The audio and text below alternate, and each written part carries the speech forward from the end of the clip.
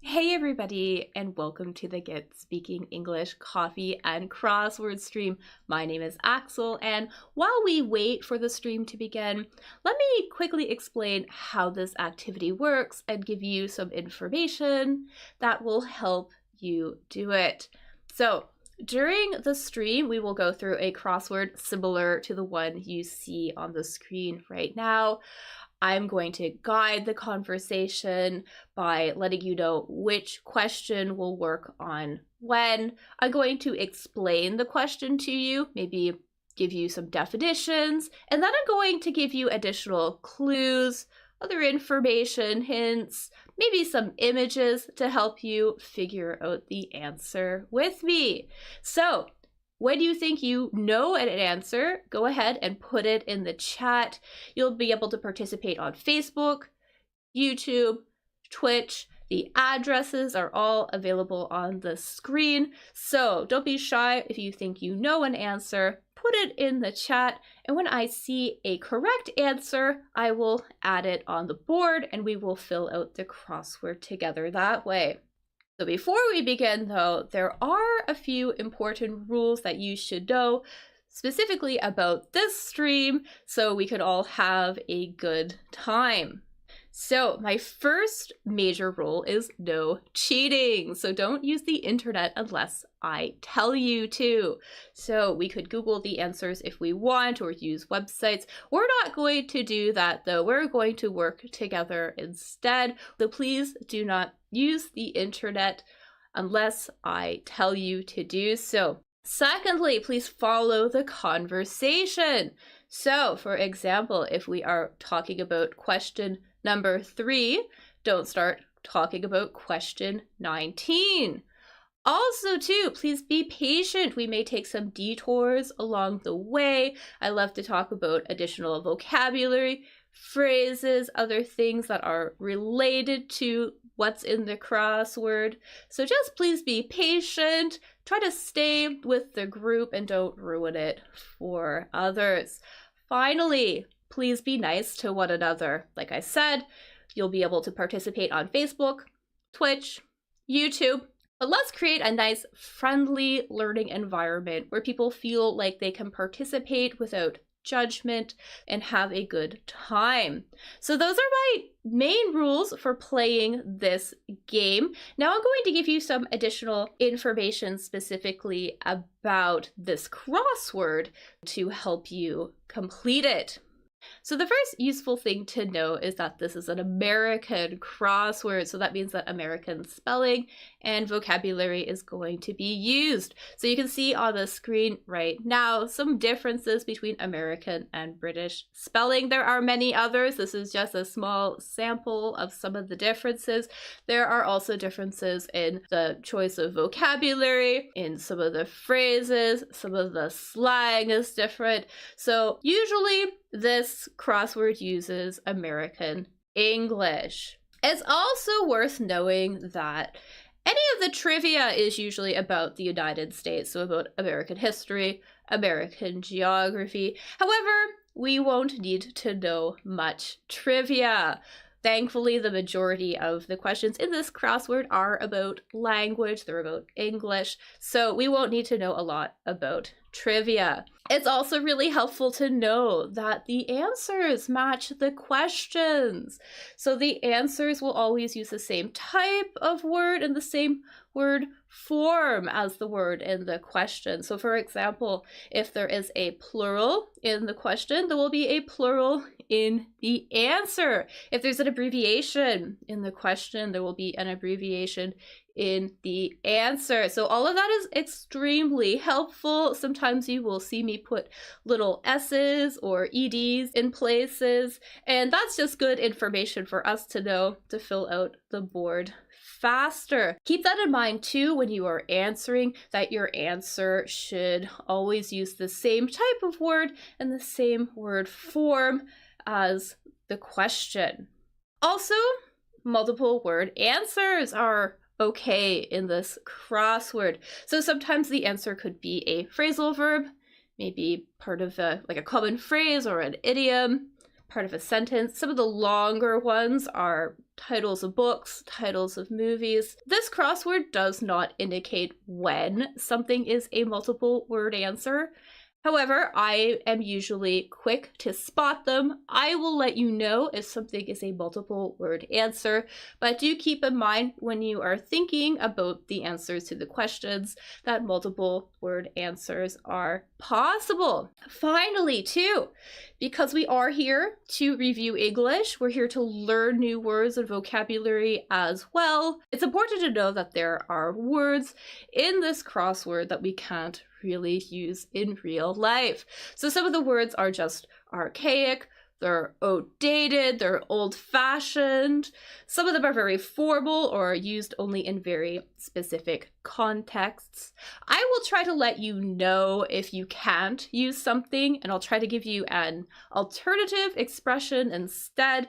I'll also let you know when you could use something in a specific context, but do keep that in mind that there are words in this crossword that even I, as a native English speaker, would never use in real life during a conversation. Anyway, so that's it. Like I said, don't be shy. Go ahead, jump in. The more you participate, the faster this crossword will go. So I do appreciate your help. Also, don't hesitate to ask questions about any of the words we talk about or any of the phrases we discuss. I always love having a good language discussion. So put your questions in the chat. I will try to address them. Finally, if you enjoy this activity, please give this video a thumbs up. Also consider subscribing to the channel or following my Facebook page so you don't miss any future streams. Also, please tell other people about this stream. The more people we can get out, the better. It grows the community, and it will let me host even more free live streams, free events, and other additional affordable group activities for English learners. So thanks so much for being here. I really appreciate you being here, and I love when you participate. And get ready because we are going to start soon.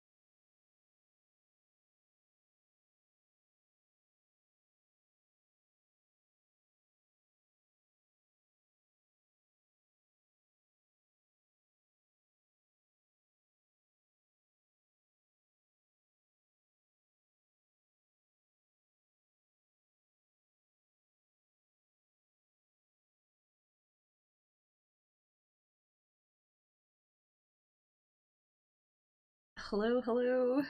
Hey everybody. Hey, welcome. Good morning, good afternoon, good evening, wherever you are. Morning here, where I am in lovely Canada. It is a sunny day. It is a cold day. Winter is still here. Anyways, we're gonna do a crossword today. I'm not sure which one actually. I looked at both of these crosswords a little bit earlier today. The one from Friday and the one from yesterday, and they were both really hard. They were both pretty hard, and then I didn't have time to like try to find easier ones. So,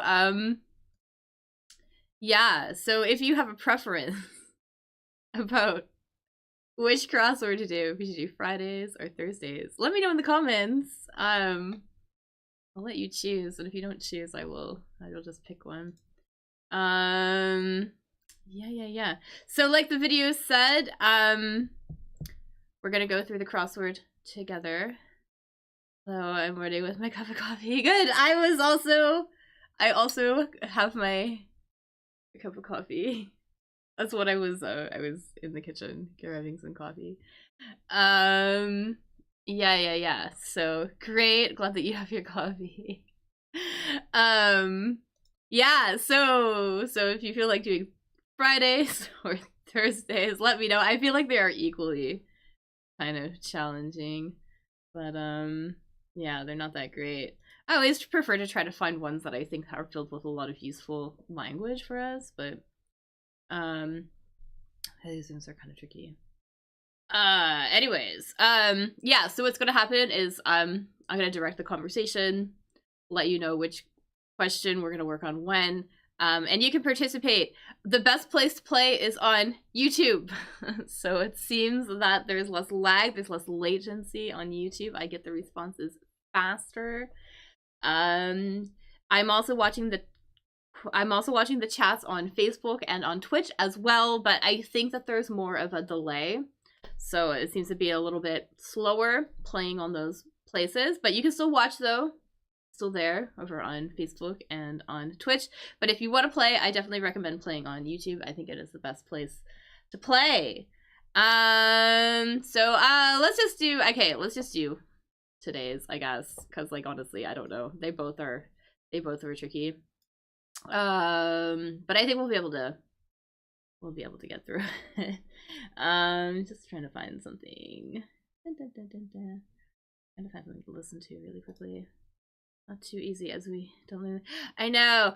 It's not even that, sometimes it's not that it's like hard. It's like sometimes I don't even know the answer. That's the problem. I need to know the answers as well. So sometimes I'm usually pretty good, but sometimes I don't know. Anyways, let's do this one though. I think we'll be able to figure it out.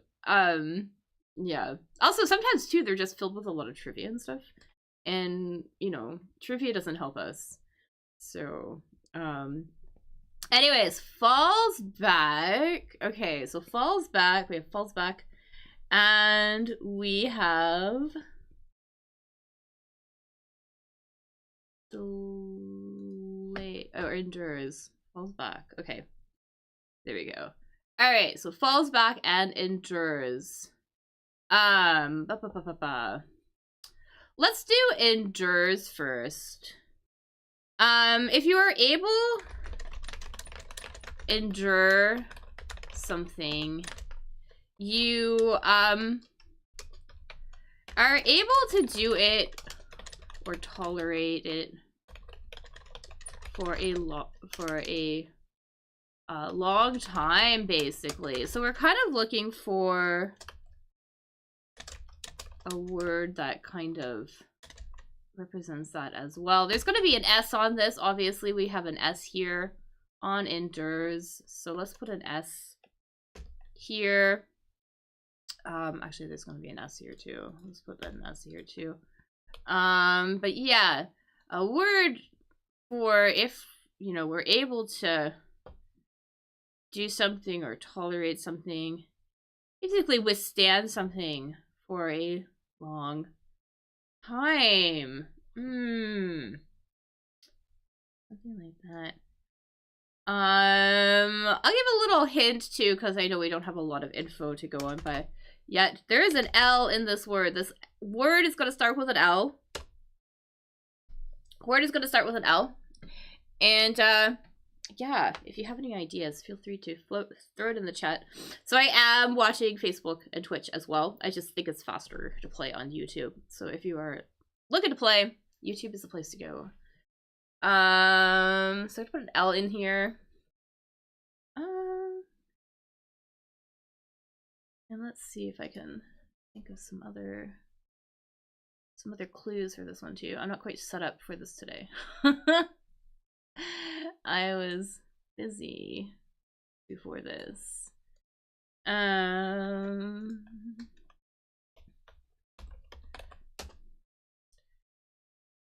Right. So to endure something too, it's basically like not just being able to tolerate something, but usually for like tolerating something really difficult, unpleasant, or unpainful, right? For example, you know, we had to endure a 9-hour delay at the airport, so we had to wait for that long, right? Or also just to, actually, I think this is more of our meaning for this one here. Basically, to continue to exist for a long time, right? So here we go. Political system established in 1400 endured until about 1650. We're basically looking for a synonym here. I think that's going to be our answer here. A synonym for this meaning of endure. And there we go. Yeah. So, starts with an L. Lasts. Exactly. I think this was going to be last. So let's put lasts in there. So something lasts for a while. It endures for a while. I'm going to put that in there. Awesome. And let's do this one. This little tricky little clue. A digit's usually a number, right? Usually a digit usually is a number, right? But a digit also has another meaning as well. A digit also refers to, we can refer to a part of our body.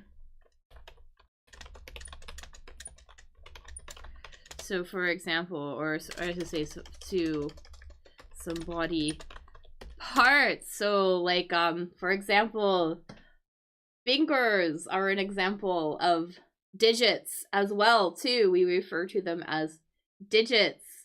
So this answer here, the digits on our feet, basically, and toe, exactly, toe is going to be that. So digits found on our feet, basically. So another use of the word digit. Yeah, fingers and toes. I'm gonna pop that in there. Things are flashing. I hope my stream is okay. Okay. Anyways, yeah. All right, so we got that one. Dictation Pro. I don't think we're gonna know this one. Naughty act. I think we might be able to, or I think I know what this one is. Possibly a naughty act. Not just like any naughty act here. Starts with an S. But maybe sort of like a, almost like a something that breaks almost like a moral or maybe a religious sort of law, right? Something naughty is something bad, right? And an act obviously is sort of like an action or something you've done, right? But I think here, something almost like something you do that, you know, breaks maybe a moral or a religious law, for example. Yeah, I think that's what it is. You know how there's sort of like, they say that there's, you know, 7 deadly whatever these things are. I think we're looking for that word here. Those sort of rules or whatever, things that are supposedly bad or something like that. So I think we're looking for that word. I think that's the word that we wanted here. I don't remember.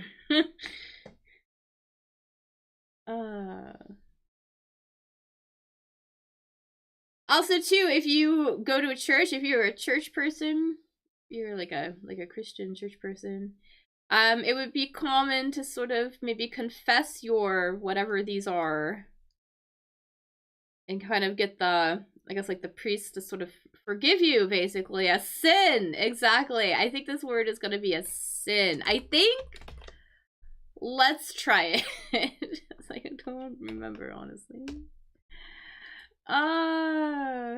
Okay, so let's put that there. Yes, and our 7 deadly 7 deadly sins. I hope that's right. Okay. Misbehave. Las Vegas is Sin City. Yes, Las Vegas is also Sin City. Exactly. I was gonna point out just like some collocations actually. So we would say to commit a sin. You would commit a sin. So that is a common collocation. Actually there's another way too that we would use it too. It would be common to say that maybe something is a sin, as in like something is a pity, almost like that. You know, I think it's a sin to waste food. When many of the people are sort of hungry. So people might use that way. I think it's a sin or it's bad. Or here too, if we want to say that we feel bad for somebody, we'd be like, oh, that's a sin. So, but I think that's more of like a colloquial, sort of very regional Canadian thing. This is kind of funny. Okay, so we got sin there. Falls back. Falls back. I'm trying to think about this. This is almost like, so if something falls back, it's behind, right? If something, yeah. Something falls back. It basically, it's sort of behind where it should be, right? So maybe it should be further ahead, but it's not because it's kind of behind. It's making slower progress than it should be, right?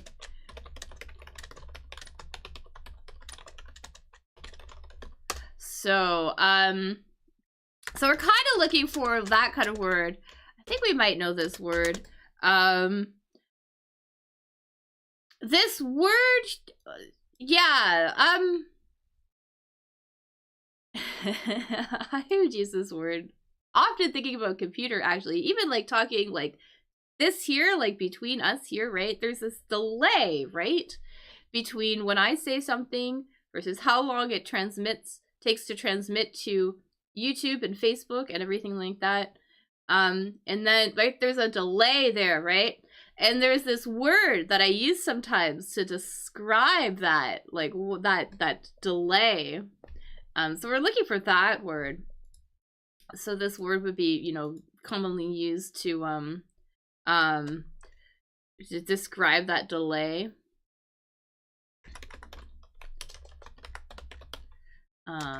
Yeah.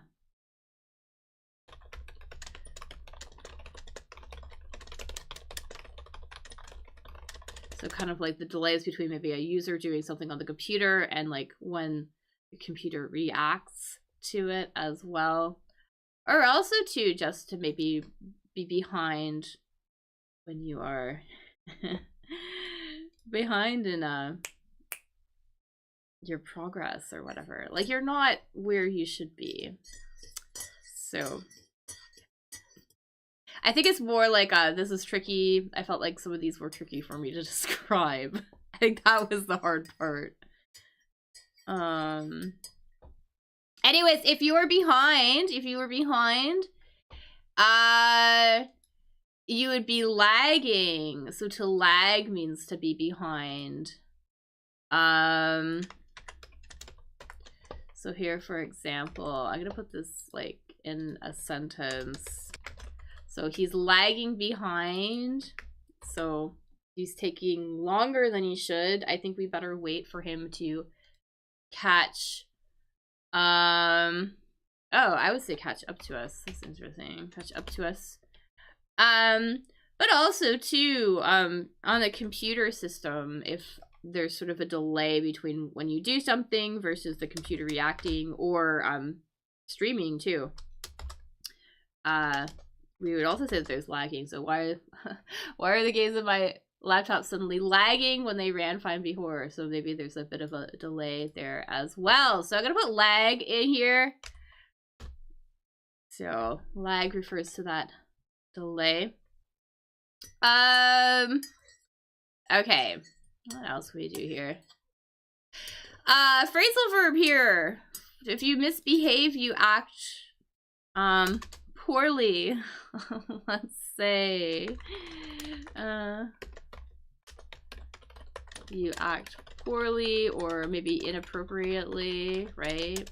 So you kind of just you behave badly, right? And we're looking for a phrasal verb, basically. Another phrasal verb we might use to basically act badly, act in a bad way. Specifically too, I think, you know, children might do this, right? Or maybe they would, or people too, because sometimes we just get really upset. We get really irrational, right? And then maybe you might do something sort of inappropriate, a little bit spontaneous, right? Yeah, we're looking for kind of like that word there.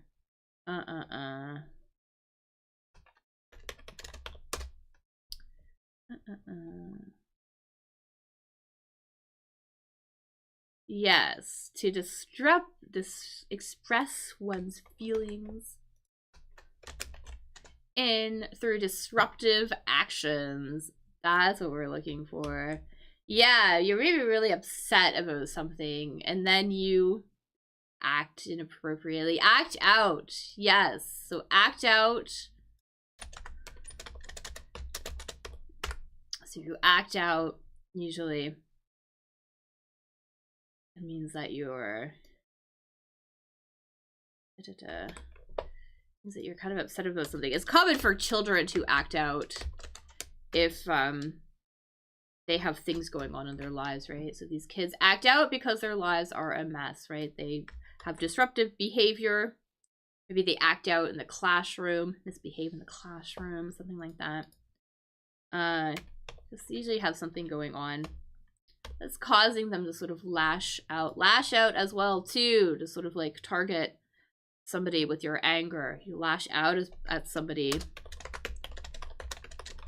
basically to attack someone in anger, or like with your words, right? Anyways, yeah. All right. What else here too? I wonder if we would know this. Dun, dun, dun, dun, dun. Ray. Ray is a light thing. A ray of light. I'm gonna try to get a picture. Some rays of light.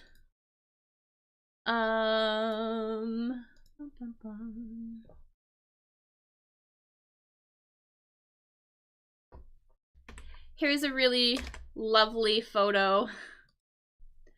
Some rays of light coming down through, out of the clouds, right? And there's another way that we can refer to these.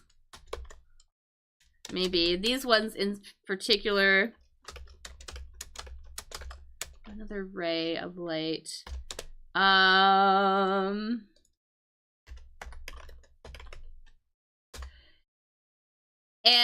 this word too, it, you know, it's specific because you can have like rays of light coming from like a flashlight, for example. That would emit a ray of light or whatever like that. But this one in particular comes from the big star in the sky, the one that's really close to us. So rays of light that would come from that, like in this picture. A sunbeam, exactly, a sunbeam. We could also say a beam of light too. Another way of describing that, but sunbeam, I think is gonna be our answer. All right, yes. Okay, so we got that. What else can we do here? Annoying squirt, no idea. I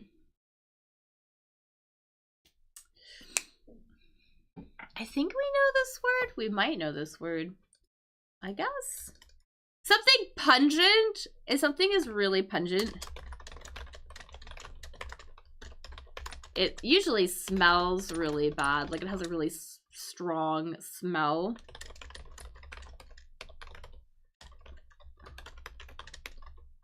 I want to say, I always want to put like unpleasant in quotes because, I mean, there are like cheeses that are kind of pungent and things like that, right? They have like a very strong smell. Some people really enjoy that. But yeah, we're looking for another word about smells. Sort of this could be a smell, could be a taste as well. We would use this word.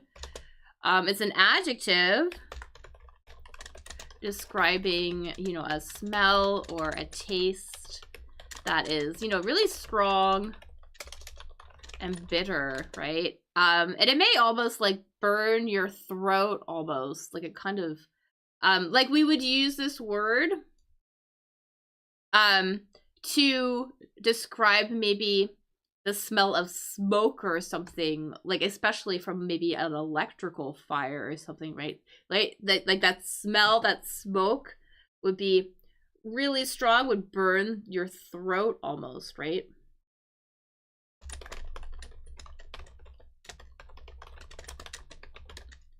So kind of looking for that kind of word.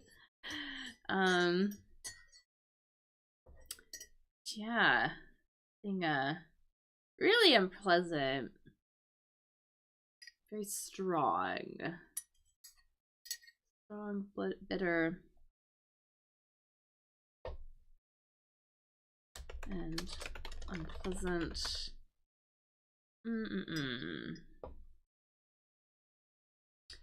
Yeah, I feel like pungent too almost has like a bit more of a positive connotation, whereas this one I can't think of a single positive way that we might use this. It's usually really negative. Acrid, exactly, acrid. Extremely unpleasant.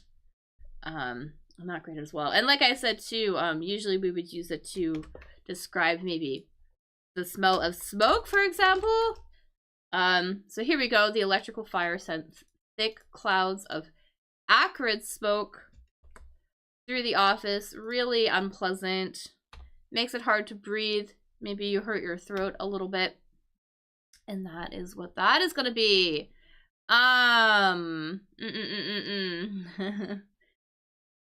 You know what this is? This here. So dictation. So, dictation pro, right? Like to dictate means to tell someone something and they write it down, right? Well, this person, and this is like a short, this is like an abbreviated version of a longer word, but this person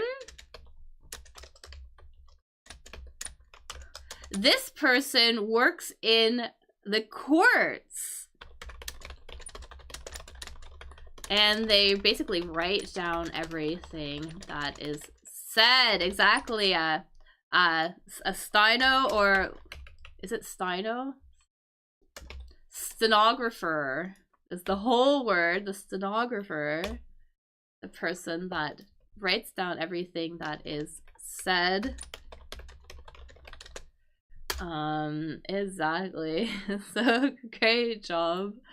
Yeah, they're gonna be our dictation pro. They're steroid users. And we have Drake's music. Let's do this really quickly. Drake's music. Drake, musician.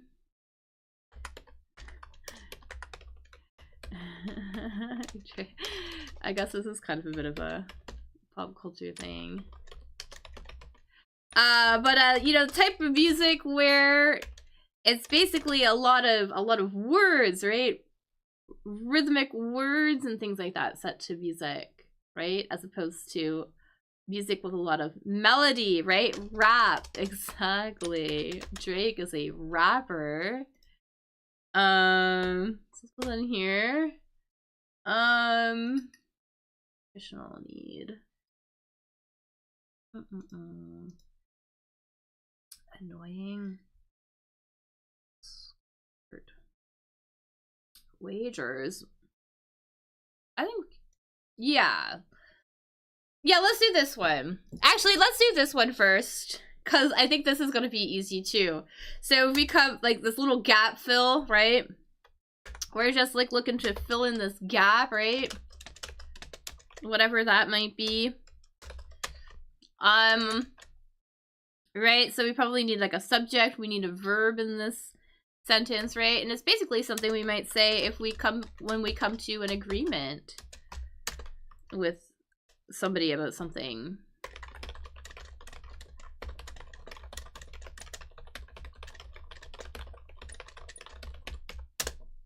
So something we might say. And a little hint, it's like a contraction. There is a contracted word in here in this little gap fill. I like when there's little gap fills. And I know what they are.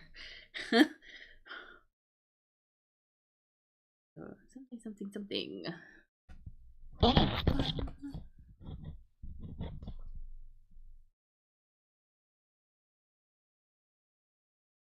It's a deal. Exactly. It's a deal, we would say. So let's pump that in here. It's a deal. That we would say. There we go. Just like that. It's a deal. Yeah. Show. Does my screen keep flashing? It keeps flashing on my hand. So I don't know what's up with that. Okay, anyways. Wagers. Wagers.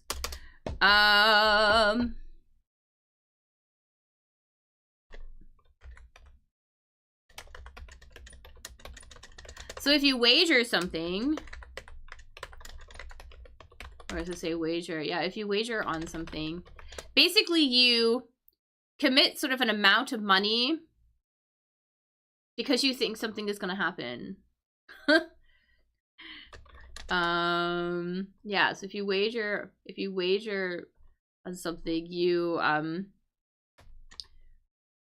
commit to paying an amount of money, what was it, in the belief that something will happen and you will win all of the money. I don't know if my explanation makes sense, but it's sort of like a gambling word, right? Right? When we are gambling with money, right? We have sort of like this hope that maybe we'll win, we'll pitch in some money, everybody else does, and whoever wins gets all of that money. So we are looking for sort of another word about that. And we know that there's an S in here too. Bets, exactly. So bets, it's gonna be our answer. So there you go. Put that in there. Oh, I think I actually know what this is, but we're gonna know what this is. Let's see what else we can do here. City team field.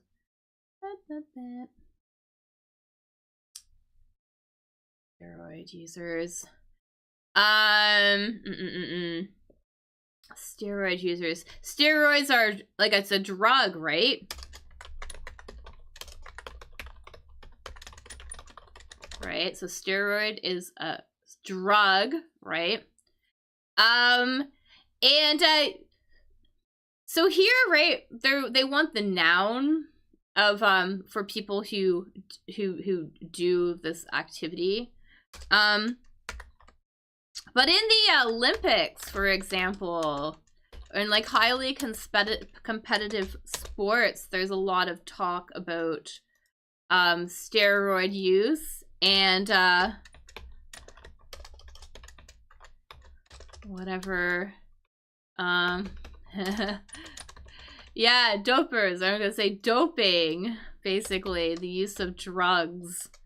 So here, dopers is gonna be our word. And we wouldn't usually use dopers, but doping, definitely, we would use for talking about that use of drugs, especially in highly competitive sports and things like that, steroid use and whatnot. So you hear a lot of talk about doping when it comes to doing those kind of activities. Yeah, great job. Awesome. And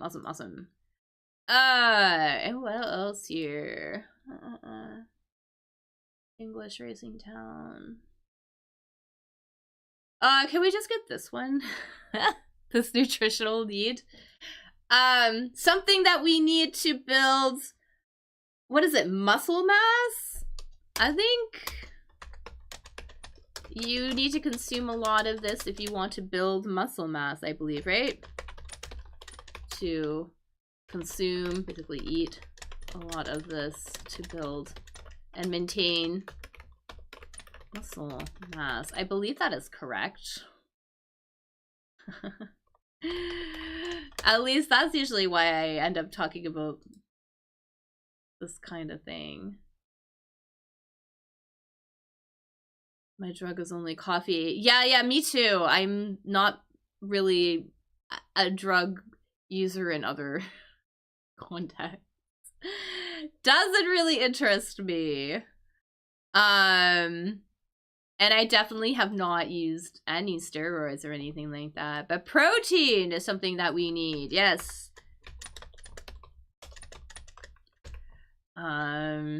Protein is going to be our answer here. So, something that all of us need. All living organisms require proteins. Required for cells. But yeah.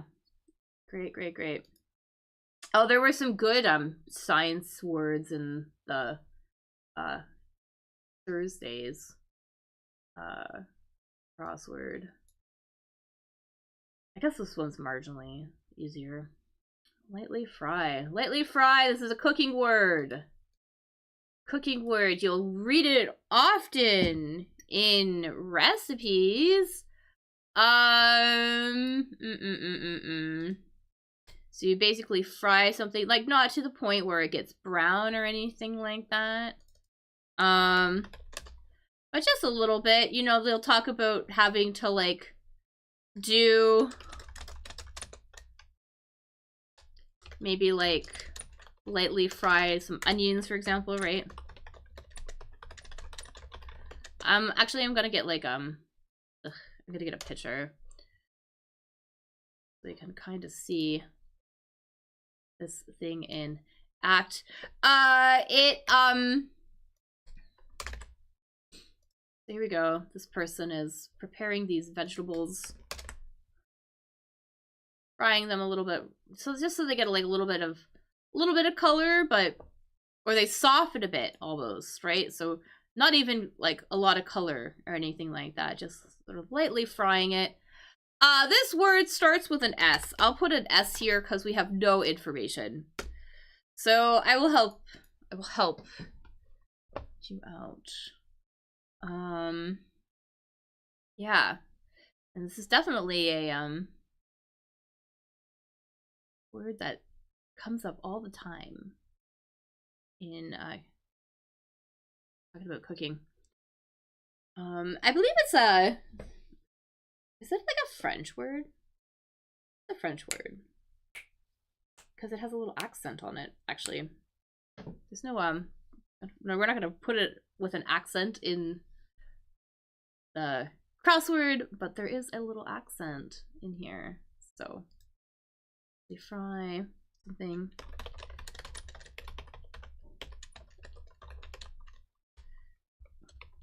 Talking or typing in caps, but that's fine. Yes, it's a method of cooking that uses a relatively small amount of oil or fat in a shallow pan of a relatively high heat. That's the official definition of whatever this is. To lightly fry it.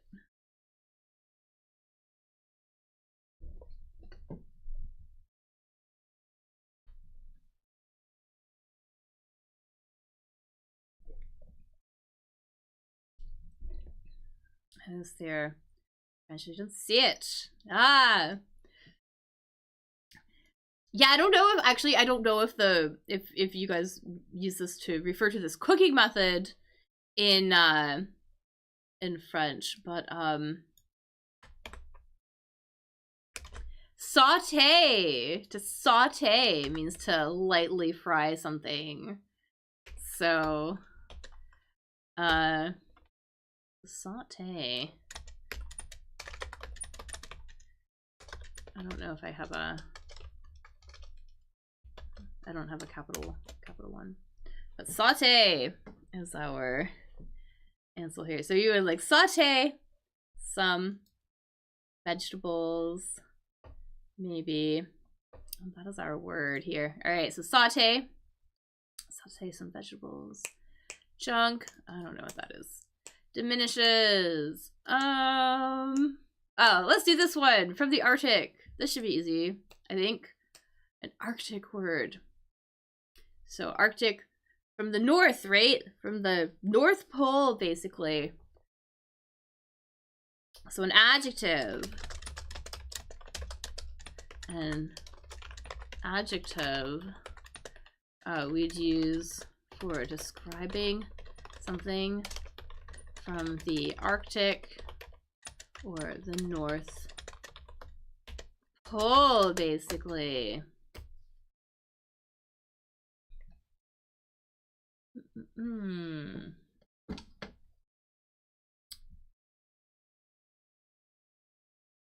Polar.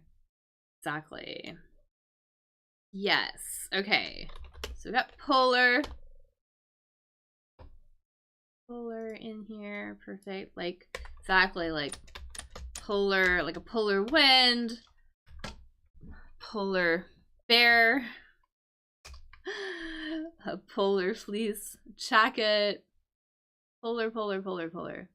Everything from the north and diminishes. I don't know if we're gonna know this word. And I know we're not like chunk. Like, what kind of a clue is that? This is a word. This is a word. Okay, so we might know this. I mean, this is definitely a crossword word. So if we don't know this one, now that we're gonna learn it, keep it in mind because it comes up in the crossword a lot.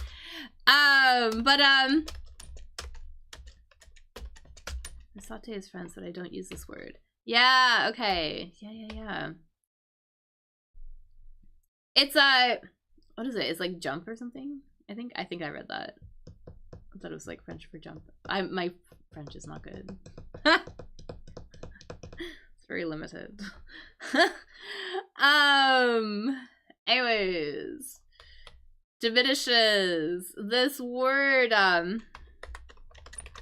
we use usually for maybe talking about the flow of water, you may say something like, or we may talk about like sort of the gradual like fluctuating changes of something over time, right? We might say that things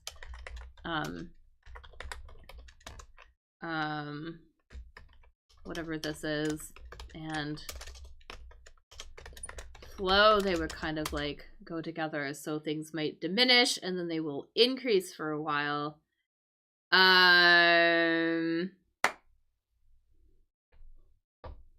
Tricky word, maybe. It's but the flow of water, we use this word often, yeah, if we're talking about maybe like a river or tide too, right? Like the tide goes in and out all the time as well, right? So it kind of has something to do with that, about how the water will move away from the coast and then it comes back or whatever. And we might say that, you know, there's maybe like a natural sort of like whatever and flow of things that comes back and forth. This is probably going to be a new word. But ebb, we might say that there's like an ebb and a flow to things. So ebbs, diminishes, ebbs. Something diminishes. We could say it ebbs. I'm gonna put that in a sentence, I guess. Maybe, maybe not. Because we wouldn't really say that a lot. We wouldn't just say that, like, we would say that the, you know, the sea ebbs, goes out, ebbs and flows. But it would be more common to use it as like an idiom. Just talk about the ebb and flow of things. The ebb and flow of things, that's basically like the way in which the level of something regularly becomes higher or lower in a situation. So here, for example, let's put this in a sentence. You have to accept the ebb and flow of love in a relationship, right? Because sometimes you might love somebody a lot. Other times they might upset you. Don't love them so much. But it kind of, you know, there's always ups and downs, right? So there's always ebbs and flows when it comes to a relationship or, you know, all sorts of different other situations too. So that's how I would use this word. I would use it as part of this idiom, the ebb and flow of things. But yeah. Okay. Anyways, swift specialty. I think this is like a poet or something, or a writer. I think. Have hot blood. Let's do this one here. If you make something fresh, maybe you do it again. Do it again, I think. Make something fresh. R-E-N something, basically to. So if you make something fresh, or basically to make it so it looks new again, maybe, or make something look yeah, not old, maybe. Something like that. Like you would fix it up so it looks like it's looks a lot better. Maybe make something not look old or outdated, maybe. Something like that. Make something fresh. Because if something's fresh, it's kind of like maybe young, vibrant. Hard to do it without saying the hard to do it without saying the word. But yeah, basically to maybe like do something again, maybe.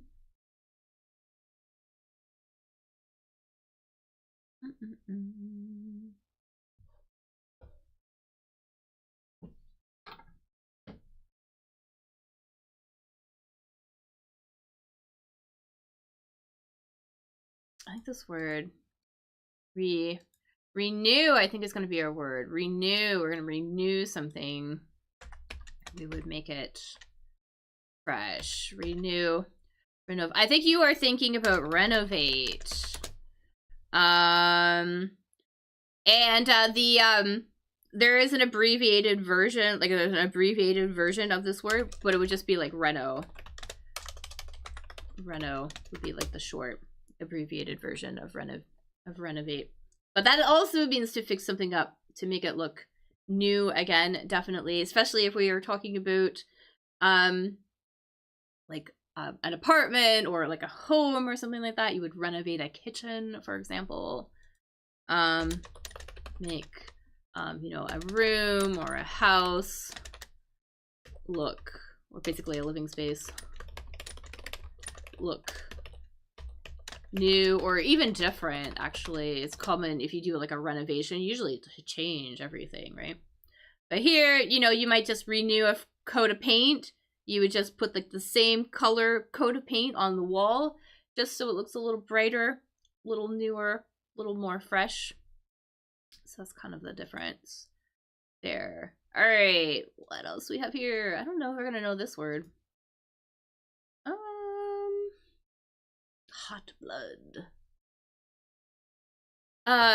This is kind of like a type of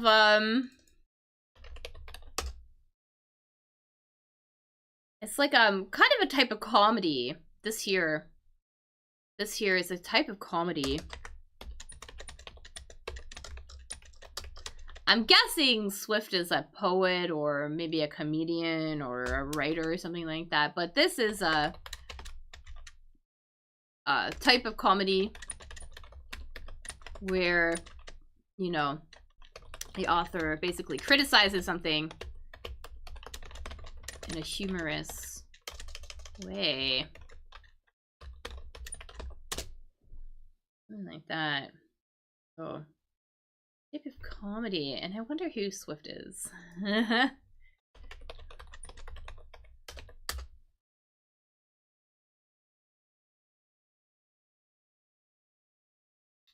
Jonathan Swift, apparently. Yes, satire. Satire is what we are looking for. He was an Anglo-Irish writer and satirist who became the Dean of St. Patrick's Cathedral in Dublin. Anyways. Yes, he was a writer. Okay, anyways, yeah, so satire. That's what we're looking for. Awesome. I don't think we're gonna know what this one is, but we might know what this one is. Wasn't ignorant. Because if you are ignorant about things, you lack knowledge about them, right? And obviously, too, we can see here we are looking for the past form of whatever this is, right? So, right, so if you are ignorant about something, you lack knowledge of, or awareness about it, right? But this is the opposite here. Swift, I think, is the novel. Oh, maybe. Maybe. Is that like also a satire?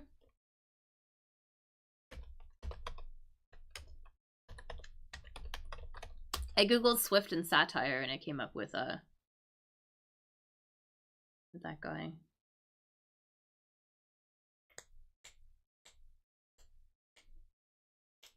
Anyways, I don't know. But that word is definitely satire. Definitely. Yeah, interesting. Anyways. So basically the opposite of lacking awareness or knowledge of something. So if we weren't ignorant, we were aware, or we had that knowledge, something like that.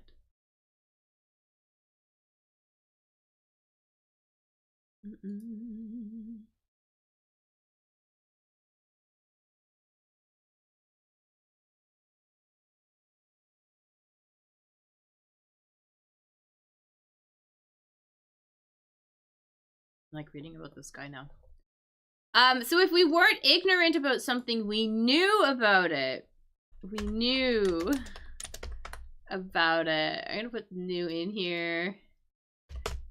So you put it in there. Yes, so we wasn't ignorant, we knew about it. Yes.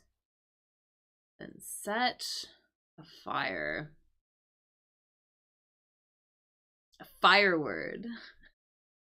A fire word. A verb we would use if you're gonna like light something on fire.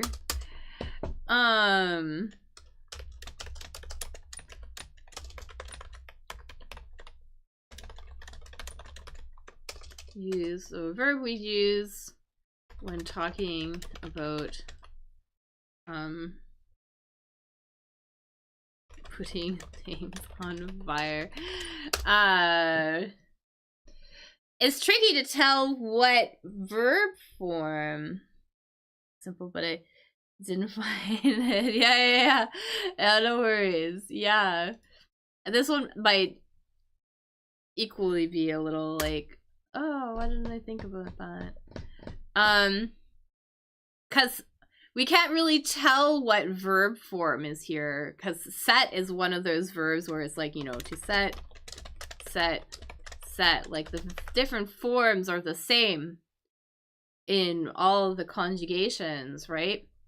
But I think this is the past form or the participle form of the verb that we would use if we were talking about lighting things on fire, basically.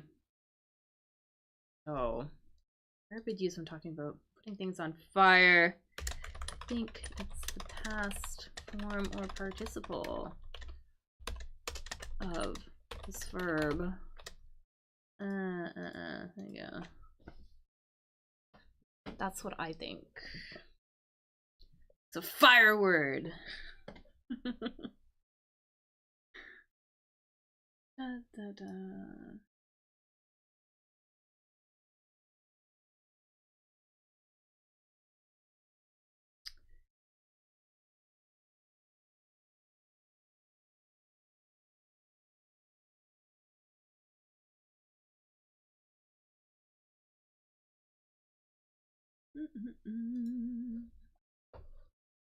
The fire word. I will give a hint. There's an L here in this word.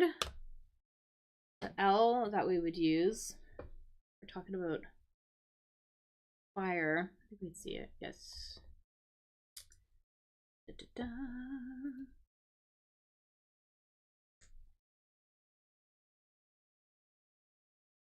Basically, like the past, because you say we would light something on fire, right?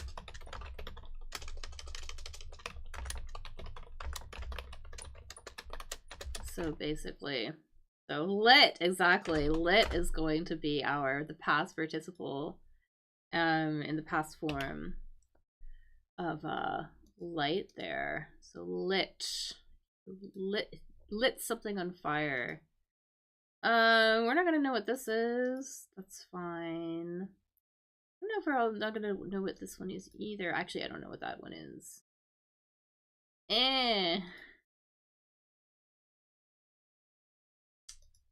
Easier ones. Attach a patch. And we can't see the bottom. Yeah, they changed the layout of this. They keep screwing, like they keep messing around with the layout of this crossword. So these days it doesn't fit nicely on my screen because they keep changing it. But a verb we would use if you were attaching a patch. So a patch might be like a, you know, like a thing of fabric, right? You would attach it to something else, right? A patch, a piece of fabric you might use to cover a hole, for example. So we're looking for a verb here about attaching pieces of fabric together. I think that's what we are looking for. So, something about that. Attaching pieces of fabric to one another.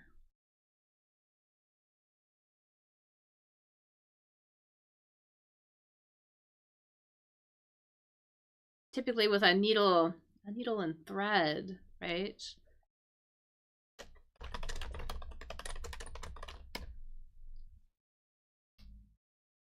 Maybe I will get I'm gonna get a picture of somebody doing this activity.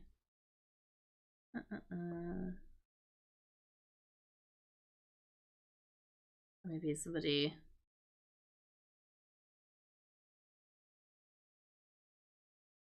This person is attaching many patches together because they are making a quilt. Sew is our word, exactly. Sew. So to sew, you would sew fabric together. All right, so let's do that. Put that there. Yeah, this person is making a quilt. We could also say that this person is quilting. We can use it as a verb, which I know is a little bit weird, but a lot of people quilt, maybe older people, you know, quilts maybe when they are retired, which just basically means to make quilts. What else? Grammar topic. Text entry. I don't know if we're gonna know what this one is. But left. I don't think this means the direction. I think this means to like exit. What about exit? There's a 1 minute delay at least when I saw the answer. Yeah, there's some time. Yeah, there's lag. There is a lag, definitely. And it's hard for me to tell how much the lag is. But definitely takes a little bit of time. So that's why I'm always trying to throw out different ideas. So I can fill the time. So we're not just waiting. Not just waiting for the answer. But yeah, here, I think this left here, this is going to refer to, you know, leave, like exiting from a place, I think. So we're looking for a similar sort of like direction, like a similar verb, I think. A verb past. That also we might use if we are like maybe exiting or going away from somewhere, right? A verb we may use, that means going away or something like that. Maybe. Anyways. Because I think that's, yeah, I think this is a verb. Pretty sure. Possibly. Maybe. I think so.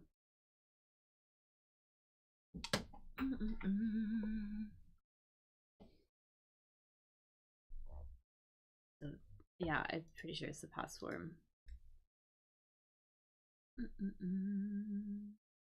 Went. Yes. Went. Perfect. So we got went here. Right. So if we left, we went. Maybe we went away. Example. Text entry. I don't know if we're going to know this one.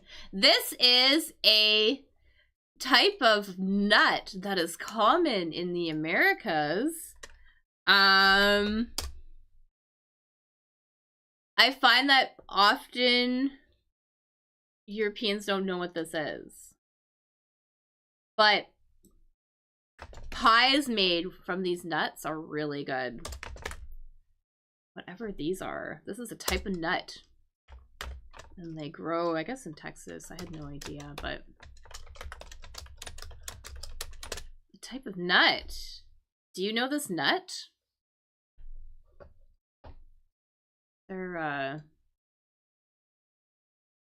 I mean, I'm assuming that you can get them in Europe, like if you looked hard enough. But there's a pie that they make with these, which is essentially just like a lot of sugar A lot of sugar in these nuts. That is a pecan, exactly. Pecan.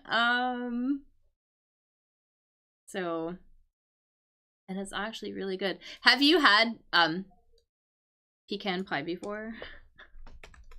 So that is a pecan. Pecan. I really like pecan pie. It is kind of one of those classic things that you might have around like Thanksgiving or whatever like that. But it's a very American thing. Super American. Anyways, what else do we have here? Can we do the other, like the other one at the bottom too? I don't know. Okay, let's not do that one.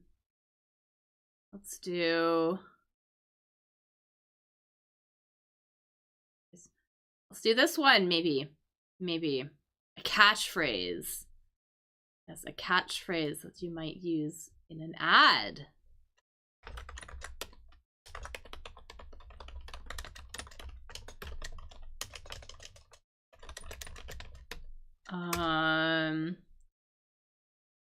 Like, for example, what is it? Like Nike? Their catchphrase is like, just do it. You know? Or, I can't think of some. Actually, there's other ones. Looking for like a couple other ones. A slogan! Yes! Exactly. Oh, I'm loving it. That's like McDonald's. Yes. Anyways, yes. Catchphrase. Or rather, a slogan. Exactly. So slogans are, what we may say, quite exasperated. Don't know. I think we could do this one though. Grammar topic. Something we might talk about. We're talking about words and things like that. Axel slogan is coffee and crosswords. Yeah, that is my slogan. Exactly. Coffee and crossword. Exactly. Yeah. So it's good to have a slogan. That is the slogan for this one. Coffee and crossword. Yes, so something we might talk about if we were talking about words.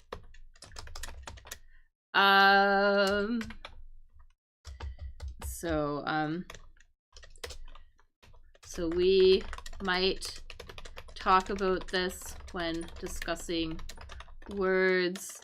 Because it's important to know how to use a word, right?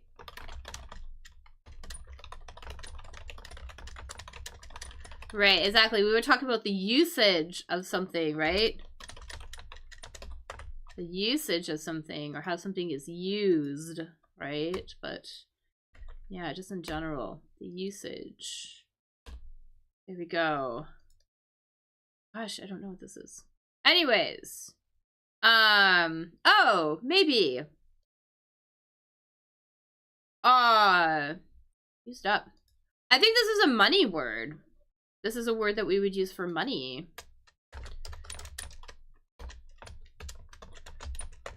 Again, like past, it's like a past form, past participle, right? But like, yeah. This is a money word, I do believe. We could use it in other contexts as well, too. Like if you are using resources as well. But when I think about this money, I think of, or when I think about this word, I think about money.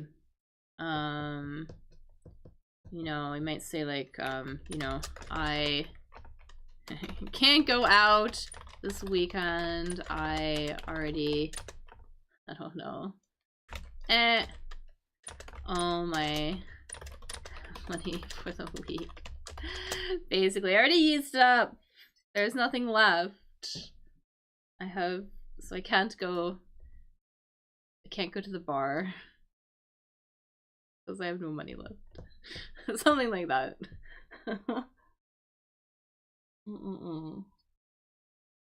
I think that that's what this is. I'm not 100% sure. But we're gonna try it. We are going to try it.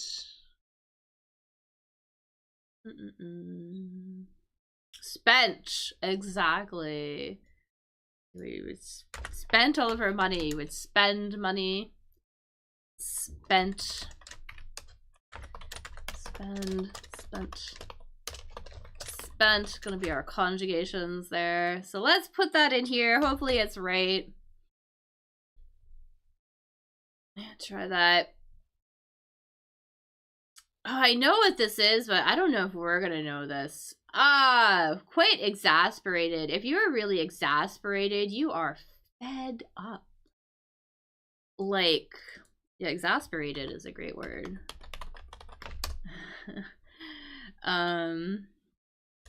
Yeah, if you are exasperated, you are extremely annoyed, frustrated.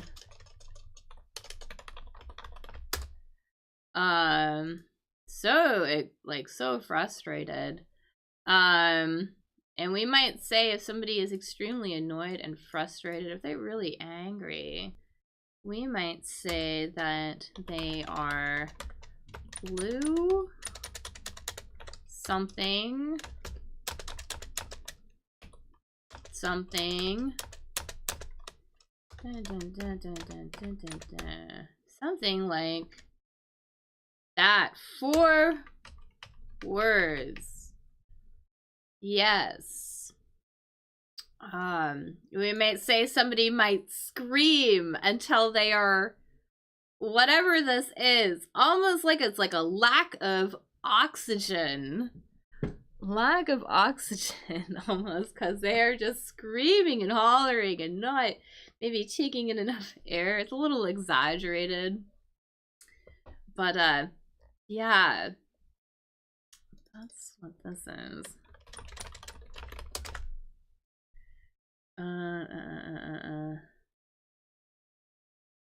Here, oh, yeah. Here we go. This is like the official definition. If you are like this, you are repeating something over and over and over again because you're so annoyed, you're so frustrated, but all of your efforts, everything, they're not doing anything, so you're really frustrated. So a little hint here, this is a body part. This part here, this word is about a part of the body. So if that helps, part of the body. Part of the body we might use for screaming. Exactly, you might be blue in the face. Blue in the face. Let's, yeah. So here's the official, yeah, you would do something until you were blue in the face, typically.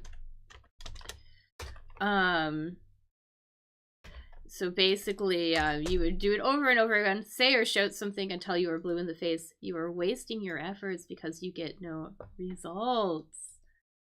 So here we go.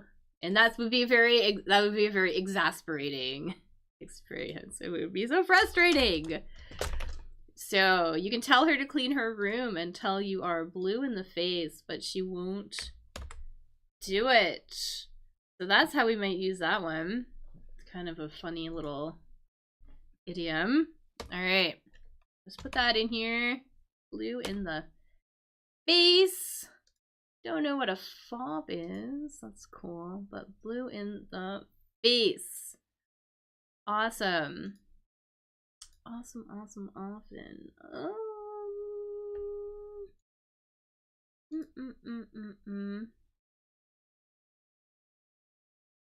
My word.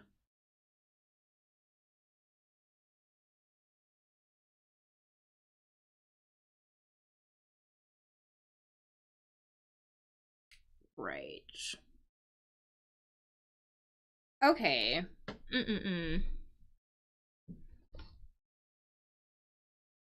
Do we know this? The Rome Raiders who actually I think I know what this is from like what this is.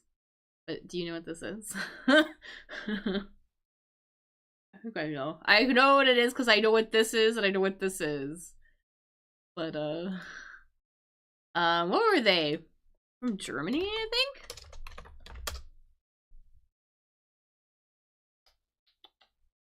Yes.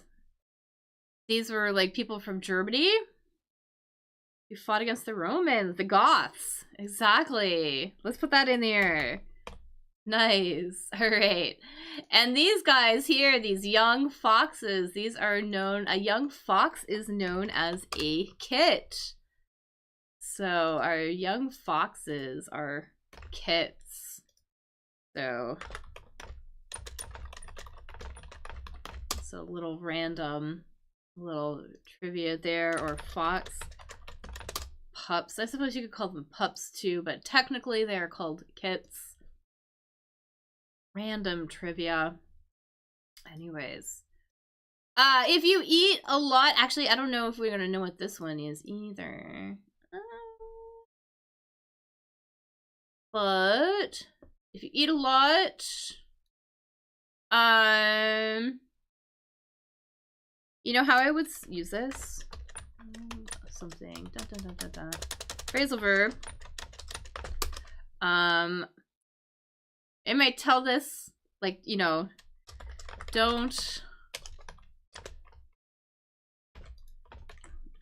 Whatever this is. On, maybe snacks. We're eating dinner soon. I feel like this would be something that a parent might say to their child. As in, don't eat a lot right now. You need to save room for the meal that we are going to have.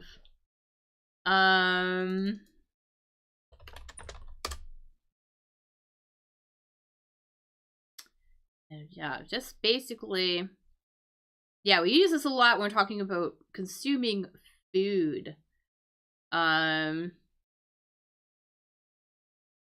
you know, if you were like,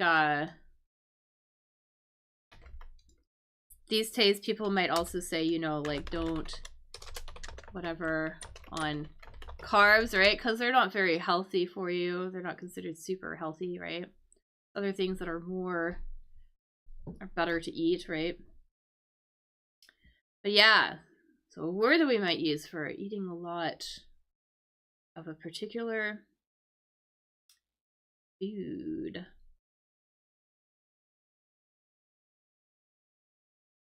And we just might use this word too, just basically mean to like collect something, like to amass large quantity of something. So a large quantity of something, right? So just like to collect something as well. Sort of another way that we might use this phrasal verb, but here specifically we're talking about food. Eating lots and lots of food.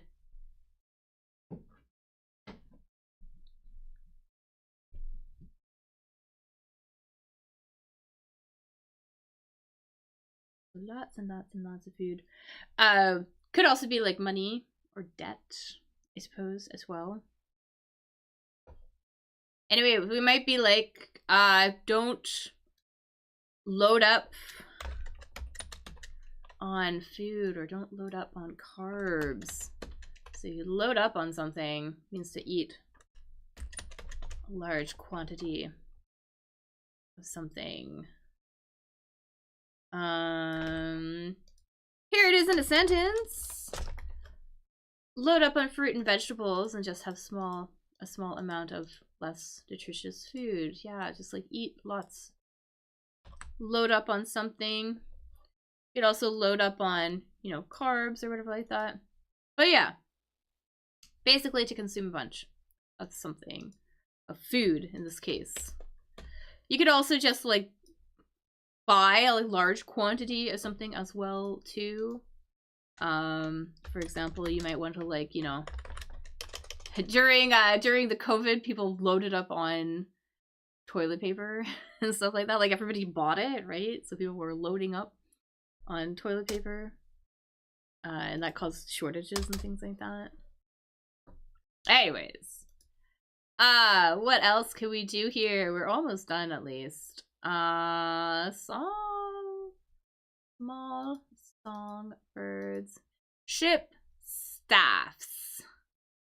These are the very tall poles on a like on an old style ship. Can I get a picture here? Can I get a picture here? Maybe, possibly. One of these. A ship like this, for example. The poles. We're looking for the name of the poles. That is what we are looking for. The staff is another way to refer to the poles that are used to hold the sails. But we're looking for another word here. Word starts with an M. Since we don't have any info. And then obviously there's an S on here too. Put an M here. An S here. We see. Yes, we can see. So, word for the poles on a ship. And usually, like, the big ones. These are the ones that are vertical. The vertical ones. The vertical poles on a ship. Because the staffs can also refer to, I think, the ones that can go across. These ones in particular, these are the ones that are up and down, the vertical ones.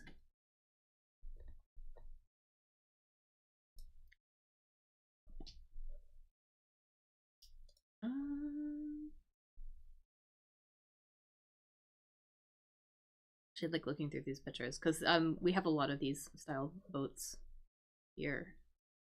Maybe some of the local ones would show up in my Google search. Anyways, these poles are called masts. These are masts. In French, so maybe mates in English. So close. Masts. So it is a mast. So that's what those are. Poles are called masts. Yeah, really close, eh? Very similar word. I don't know. I'm gonna know what this is. Spot. Grab a little bit of color. More colors. Middling hard. Alright. Colors. I think that this is, I mean, usually this is a noun, right? A color is usually a noun. But we could also use it as a verb as well, too. I think the answer of this is like, basically, on an S here, changes the color of something. Maybe temporarily. Or maybe not even necessarily temporarily of something by maybe like soaking it in color.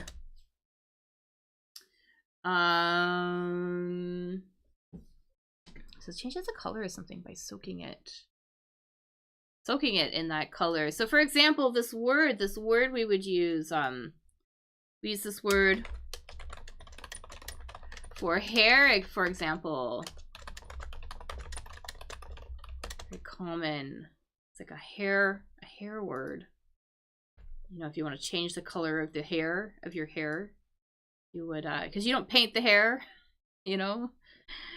Answer too fast. No worries. No worries.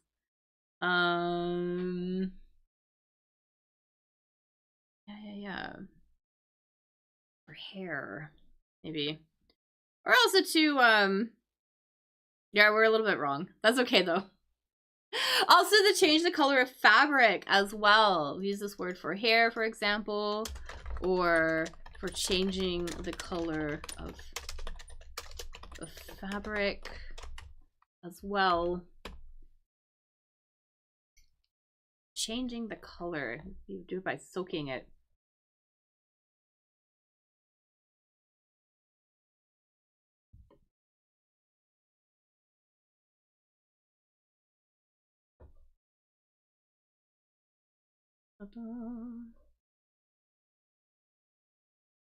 Starts with a D. I'm gonna put a D in here. Alright, let's put that there.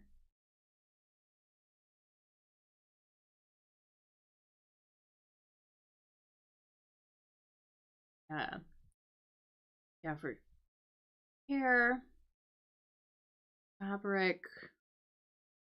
I'm trying to think of other things. I guess if you were baking, you would also add, like, you know, like the food coloring to things as well. That would also change the color. So we would also use this word for that. Dyes, exactly. You would dye something. So let's put dye in here. You would dye our hair. Dye fabric. Change the color of something. Yeah, I think that's what this is. I think. Pretty sure. It'd be cool if we do, like, if we could get this one. They're just, like, little common birds. Little common songbirds, I guess. The little brown ones. Whatever the heck those are. Actually, I feel like these are more, maybe more common in... I feel like they're not super common here, but we're looking for the name of whatever this bird is.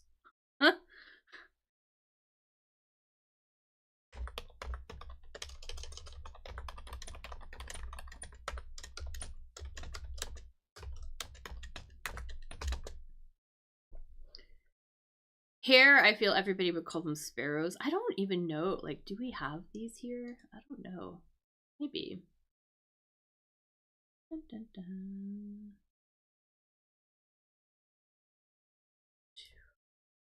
I guess so, eh? Anyways, these little birds. Tiny birds.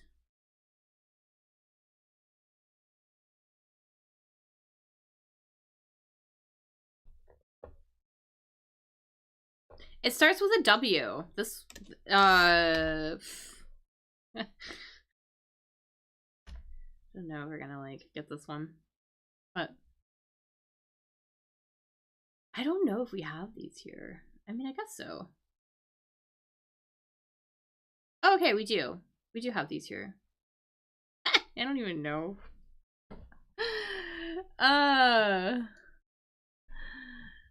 Whatever this is.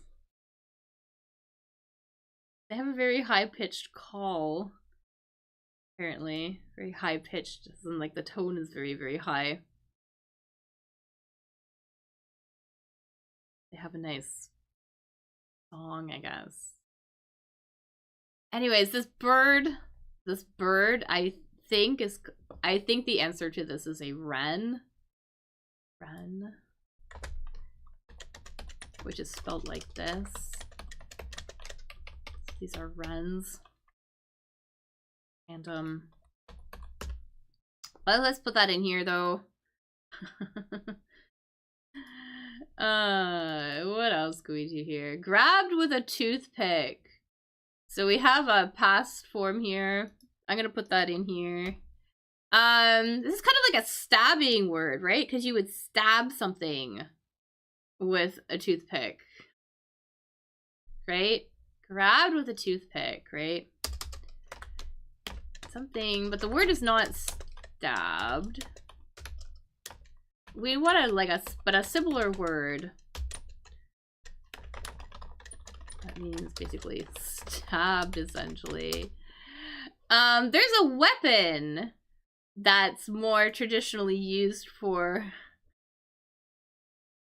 whatever this is. I'm gonna get a picture of what the weapon is, and then this verb comes from the weapon. Here is the weapon. Whatever this thing is. Used to kind of like, maybe you would throw it, for example, and it would like stab whatever. So I think that's what we're doing, but instead with toothpicks, I think.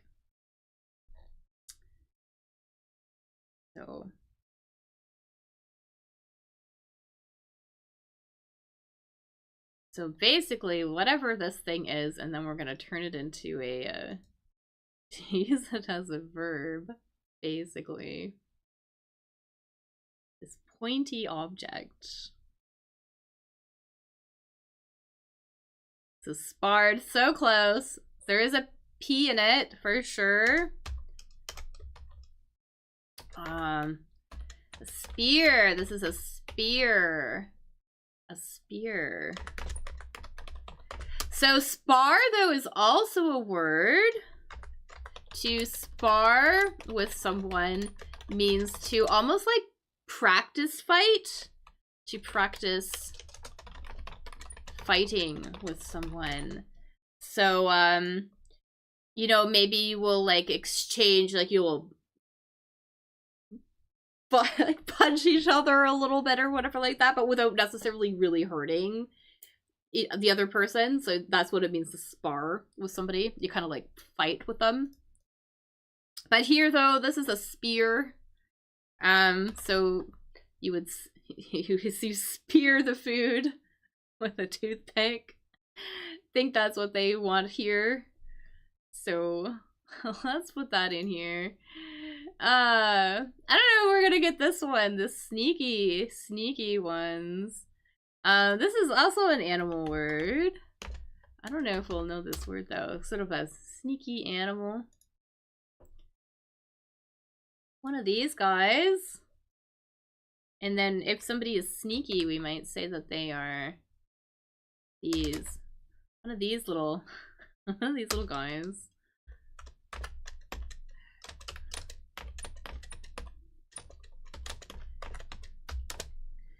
It's funny, I feel like every other day I share a picture of something that looks like this, but they're always different things, like minks or the other ones. Anyways. Sables, the other ones. Whatever this animal is. And if it helps, another thing that we might say, like, my word, if we're like, oh my god, sort of deal. Whatever this might be. So, my word. Golly. Something. Or the name of this animal that we might say is sneaky. Maybe. Cute little guy. Super cute. I said that this one was going to be hard today, kind of, eh? Like, I wasn't kidding.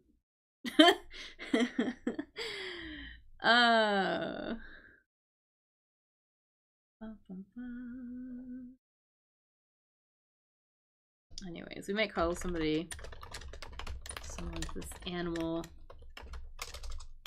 if they are very sneaky. This animal is a weasel. That's what that is. This animal is a weasel. We may call somebody a weasel if they are also kind of sneaky, conniving. Maybe they're lying a little bit. We would say that they are a weasel.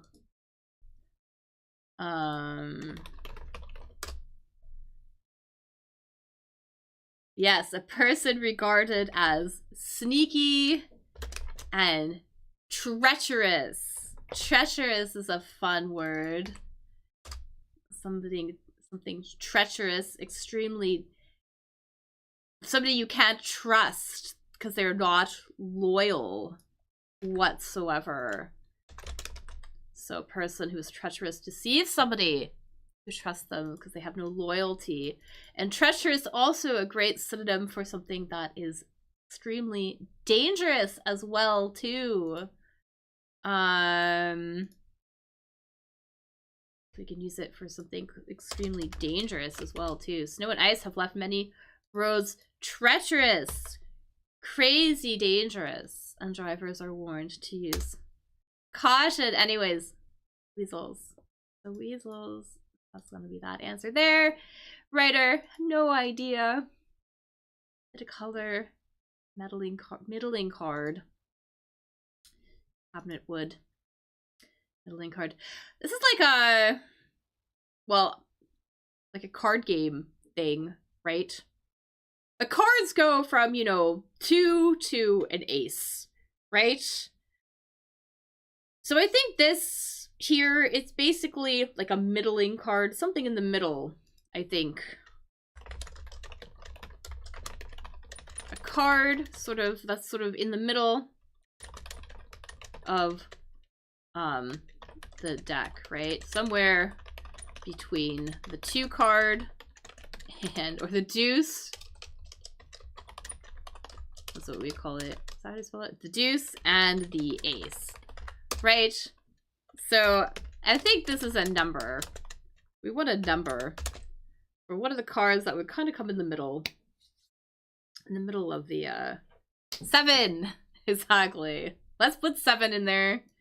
I don't know why it's a middling card. I don't play enough cards, but I'm pretty sure that this is a 7. So let's do that. Alright. Who this is still, that's fine. A little bit of color, so we're going back to talking about dyeing and things like that. Here, this is like, it's almost like a slight stain,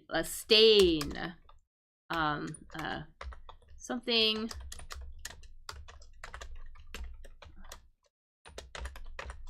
of color is a slight, almost like staining of a color, shade, or color.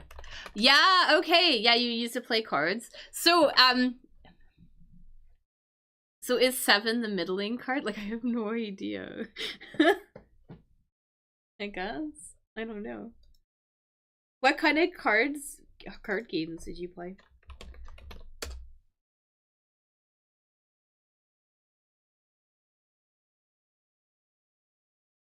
Apparently middling can mean a medium or average. Neither very good or very bad. But yeah.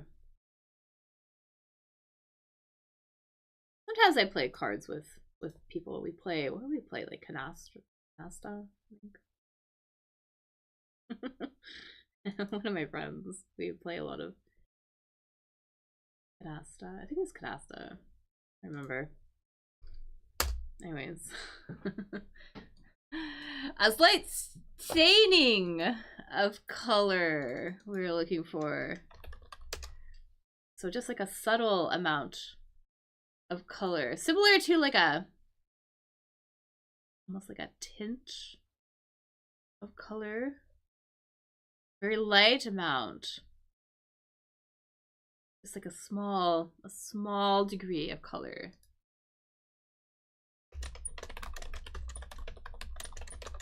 Almost like similar to a tint of color. Something like that.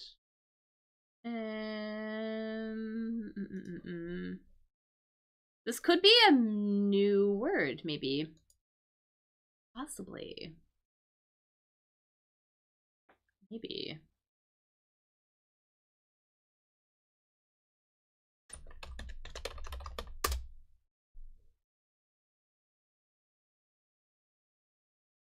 Yeah, I feel like this color, like this word is more common. But that's okay. Struggling to find a good picture that would embody what this is. This word is a tinge. Tinge of color. So again, to add like a very small amount of something. A small amount. I guess you could also use it for feeling. I would use it for color. Apparently we can also use it for feelings as well. But here we go. Let's put it in a sentence here. His hair started showing, or his hair is starting to show tinges of gray. So just like a little bit of gray. Not a lot, but just like a slight color there. Or here too, talking about feelings. This is great use of it. I felt a tinge of regret. So just like a little itty bitty teeny tiny bit of regret that I hadn't accepted her offer. So interesting word, but a tinge of something. Very small amount of something. Let's put tinge in here. Spotted. Yes, these are tricky. These are totally tricky. Cabinet wood. So this is a very light color. This is a wood. It has a very, very, very light color that we might use for a cabinet. Cabinets are like in the kitchen. The kitchen cabinets, for example. A piece of furniture where you'd store like plates, for example, or things in the bathroom, right? The bathroom cabinet, the cabinet under the sink, right? Or the bathroom sink, for example, or the kitchen cabinets. All right, and then this here, this wood, this is a wood with a very light color, I think. Type of tree, type of wood. So good question. We'll know what this is. I'm gonna try to get a picture. Very light color. I believe too that this wood, just in general too, very lightweight. Here is the color of this wood. The color of this wood here. Very light. Yeah. Tricky, tricky, tricky.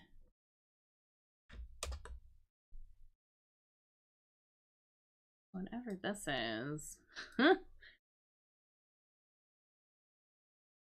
I guess it's more common in North America, maybe? I wonder. I have no idea.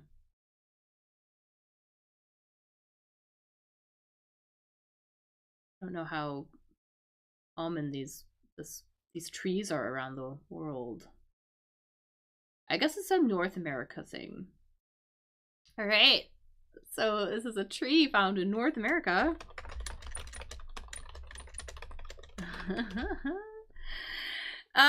Anyways, here, this would be ash. An ash tree or ash wood. Very lightweight, very light in color, kind of commonly used for cabinets and things like that because it has a very nice light color. Let's see if we can get this one here. Resentfully jealous. So another sort of like idiom, almost like that. We would say if someone is extremely jealous, resentfully jealous. If you resent somebody, you really kind of like detest them, really despise them.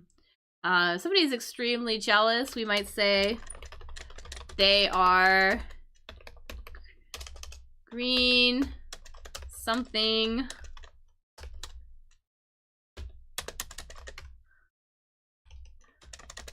Green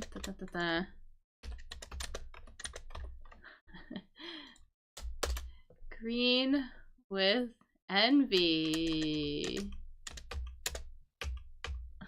Whatever this is.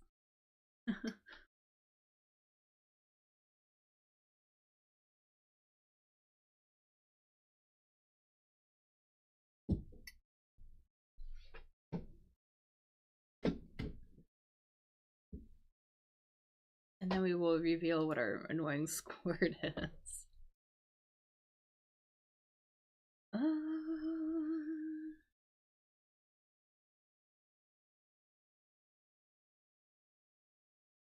Read with envy. Exactly. Be so super jealous. So let's talk about the word like resent for a minute. Because if you resent something, you feel angry because you were like maybe you're like forced to accept something. So if you resent something,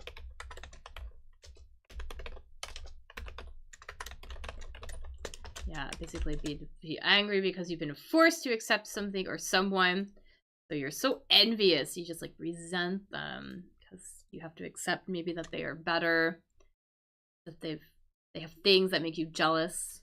Anyways, green with envy. So close. What is this? Sorry. Yeah, so I don't know if we're gonna know either of these, but spotted. I don't know if we're gonna